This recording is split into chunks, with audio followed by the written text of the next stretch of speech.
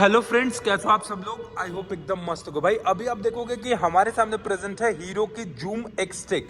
अब ये जूम में क्या जूम है, आइए आज की इस वीडियो में जूम करके जानते हैं। अब भैया जूम करने का बात अगर मैं करूं तो आपको ये जो स्कूटर है इसमें क्या कुछ फीचर्स है वो सारी चीज़ें आपको आज की इस वीडियो में बताएंगे। सबसे पहला तो इसका लुक देखोगे ना तो ये ना 110 सीसी सेगमेंट में सबसे ज़्यादा स्पॉटेस्ट लुक प्रोवाइड करती है। और फीचर्स की अगर मैं बात करूं तो इसमें ऐसे फीचर्स हैं जो कि आपको लगभग 7-8 लाख से ऊपर के कारों में फीचर्स मिलती है। मतलब कहीं ना कहीं अगर मैं बात करूं तो आपको इस गाड़ी में कार वाले भी कुछ कुछ फीचर्स मिलते हैं। तो कौन कौन से फीचर्स मिलते हैं, क्या इसका माइलेज है, इंजन का कैपेसिटी क्या है, ब्रेकिंग सिस्टम कैसा है, सस्पेंशन कैसा है, वैल्यू फॉर मनी है या नहीं, 2024 में आपको मैं आज की इस वीडियो में बताऊंगा। तो सबसे पहले बात करते हैं इसके हेडलाइट सेक्शन से। तो यहाँ पे बेसिकली अगर देखा जाए तो इसके वाइजर सेक्शन के पास इसका हेडलाइट माउंटेड नहीं मिलता है।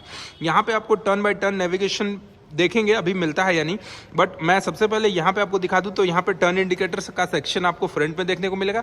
और जस्ट उसके नीचे में अगर आप आते हो तो वही करिश्मा वाला लुक जो एज सेप्ट का डीआरएल्स है ना, कुछ इस तरीके का जो कि आपको करिश्मा में भी देखने को मिलता था, वो आपको डीआरएल्स मिलता है। और यहाँ पर आप देखोगे एलईडी लाइट्स के सेटअप में आपको इसका हेडलाइट भी देखने को मिलता है। इसके साथ साथ फ्रंट की मैं सस्पेंशन की बात करूँ तो यहाँ पर आपको टेलीस्कोपिक टाइप का फ्रंट का सस्पेंशन कुछ इस तरीके से मिलता है। और फ्रंट टायर साइज की अगर मैं बात करूँ तो यहाँ पर आप देखोगे 90/90 सेक्शन के 12 इंच के टायर देखने को मिलते हैं। 12 इंच के एलॉय व्हील के साथ आपको यहाँ पे इसका फ्रंट का टायर सेक्शन देखने को मिलेगा। और सबसे अच्छी चीज ना कि ब्रेक कैलिपर्स जो है वो आपको बाइब्री के ब्रेक कैलिपर्स मिलते हैं, डिस्क ब्रेक के साथ मिलता है। 130 mm के आसपास आपको इसका ब्रेक डायमीटर्स भी देखने को मिलता है। इसके साथ साथ यहाँ पर आप देखोगे ये जो लाइटिंग सेक्शन आपको यहाँ पे दिख रहा है ना, ये है कॉर्नर बेंडिंग लाइट। अब ये कॉर्नर बेंडिंग लाइट की अगर मैं बात करूँ तो ये होता क्या है कि आप सपोज ये स्कूटर चला रहे हो, अब आपको लेफ्ट टर्न लेना है या फिर राइट टर्न लेना है, तो आप जिस साइड मुड़ोगे उस साइड ऑटोमेटिक ये लाइट जलता है और उसके बाद आप जब जैसे सीधा हो जाओगे तो ये ऑफ भी हो जाता है। तो मतलब ये कार वाले फीचर से भी ज्यादा है, क्योंकि कार में हम लोग क्या देखते हैं, टर्न इंडिकेटर जलाते हैं फिर सीधा होते हैं फिर उसके बाद ऑटोमेटिक बंद होता है, बट ये ऑटोमेटिक जलता भी है और ऑटोमेटिक बंद भी होता है। इसके साथ साथ यहाँ पर ये स्कूटर में आपको मिलता है i3s टेक्नोलॉजी। अब ये हीरो के द्वारा दिया गया i3s टेक्नोलॉजी क्या है, कैसे वर्क करता है, वो भी मैं आपको आगे वीडियो में बताऊंगा। और मीटर कंसोल की अगर मैं बात कर लूँ तो यहाँ पर आप देखोगे कि कॉम्बैट टाइप का एडिशन में, कॉम्बैट एडिशन में आपको प्योर डिजिटल मीटर के साथ आपको इसका मीटर कंसोल देखने को मिलता है, जिसमें आपको यहाँ पे फ्यूल गेज शो करेगा, ऑडोमीटर शो करेगा, टाइमिंग शो करेगा और यहाँ पे स्पीडोमीटर शो करेगा। इसके साथ साथ इसको आप चाहोगे तो चेंज भी कर सकते हो ट्रिप मीटर में। ट्रिप मीटर के बाद एवरेज किलोमीटर पर लीटर, ये माइलेज कितना दे रही है वो भी चीज़ देख सकते हो, और ऑडोमीटर में। इसके साथ आप यहाँ से इसको रिसेट कर सकते हो। फ्यूल इंडिकेटर यहाँ करता है, आपको इंजन मालवेयर फंक्शन आपको यहाँ पे दिखेगा। इसके साथ साथ लेफ्ट साइड से अगर मैं देखूँ तो यहाँ पर आपको पास light, high beam, low beam का मिलता है और यहाँ पे टर्न इंडिकेटर और ये अपना हॉर्न सेक्शन हो गया। हॉर्न आपको काफ़ी ज़्यादा लाइट में मिलेगा। इसके साथ साथ i3s टेक्नोलॉजी। अब ये i3s टेक्नोलॉजी से आप कैसे अपने स्कूटर का माइलेज बढ़ा सकते हो वो मैं अभी बताऊंगा। तो ये हो गया i3s टेक्नोलॉजी, ये सेल्फ हो गया। और इसमें ना USB चार्जिंग सॉकेट नहीं मिलता है, बट यहाँ पे एसेसरीज के तौर पे दिया गया है, आप चाहोगे तो इन फ्यूचर इसमें इंक्लूड करा सकते हो। इसके बाद दोनों ही साइड से आपको ग्लोबॉक्स के सेक्शन देखने को मिलते हैं, जबकि आम स्कूटर में देखोगे तो एक साइड ही ग्लोबॉक्स का सेक्शन मिलता है, बट यहाँ पर आपको दोनों साइड में ग्लोबॉक्स का सेक्शन मिलता है। इसके साथ साथ यहाँ पर लेगरूम की मैं बात करूँ तो काफ़ी ज़्यादा स्पेस मिलता है और एक हैंगिंग टाइप का स्पेस भी यहाँ पे मिलता है। पीछे साइड से अगर बात करें तो इसका जो सीट है वो कुछ इस तरीके का सीट है, थोड़ा सा कंफर्टेबल मुझे नहीं लगता है, बट हाँ देखने में जैसा लग रहा है तो थोड़ा सा ये कंफर्टेबल नहीं हो सकता, बट एनीवे दिखने में ही ओवरऑल अगर लुक की बात करें तो काफ़ी ज़्यादा स्पॉटी लग रहा है। जूम एक्सट्रा का स्टिकरिंग मिलेगा। और इंजन सेक्शन की अगर मैं बात करूँ तो यहाँ पर आप देखोगे 110 सीसी का आपको इसमें इंजन सेक्शन देखने को मिलता है, जो कि काफ़ी अच्छा 4 stroke single cylinder air cooled के साथ देखने को मिलता है। पावर की बात करें तो 8.15 PS का पावर मिलता है और 8.70 न्यूटन मीटर का आपको मैक्सिमम टॉर्क मिलता है। इसके साथ साथ आपको यहाँ पे किक सिस्टम मिलता है। पीछे की सस्पेंशन की अगर मैं बात करूँ तो यहाँ पर आपको यूनिट स्विंग का सिंगल टाइप का सस्पेंशन मिलता है। पीछे में आप देखोगे तो टायर हैगर लगाया हुआ है। और टायर सेक्शन की अगर मैं बात करूँ तो यहाँ पर आपको देखोगे 100/80 सेक्शन में 12 इंच का टायर मिलता है। मतलब कहीं ना कहीं अगर टायर की चौड़ाई की बात करें तो आगे वाले से ज़्यादा है। आगे में 90 mm का चौड़ाई है और यहाँ पर ये जो चौड़ाई देखोगे ये आपको 100 mm का चौड़ाई मिलता है। पीछे से बात करें तो ग्रैब हैंडल टाइप से आपको यही कह सकते हैं, ये ग्रैब हैंडल टाइप से मिलता है।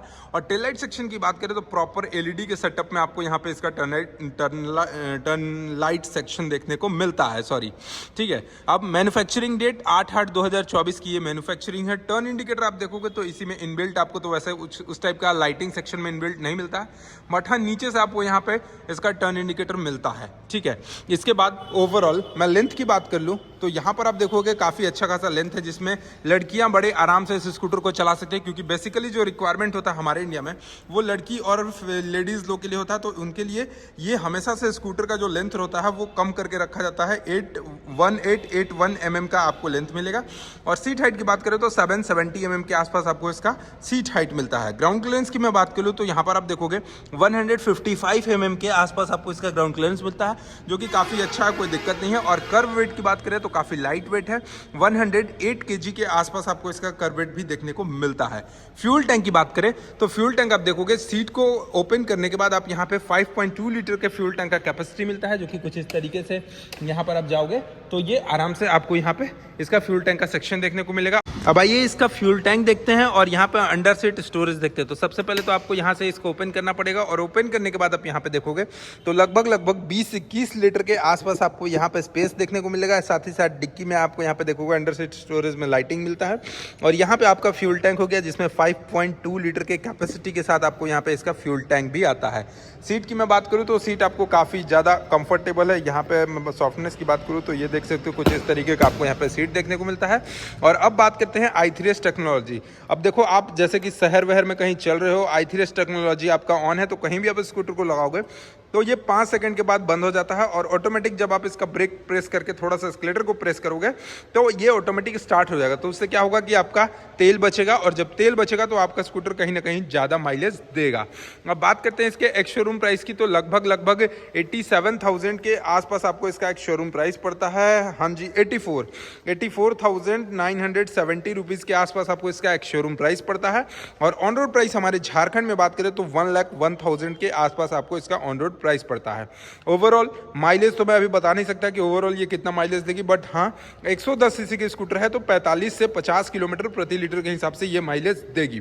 बाकी आपको कैसा लगा ये हीरो का जूम एक्सटेक, आप हमें कमेंट सेक्शन में बता सकते हैं। चैनल पे पहली बार हो गए तो सब्सक्राइब करके बेल आइकन को दबा देना। और भैया एक चीज़ आप देखोगे यहाँ पे ये जो साइड स्टैंड होता है ना, वो आपको एसेसरीज के तौर पे इनके पास से परचेज करना पड़ेगा।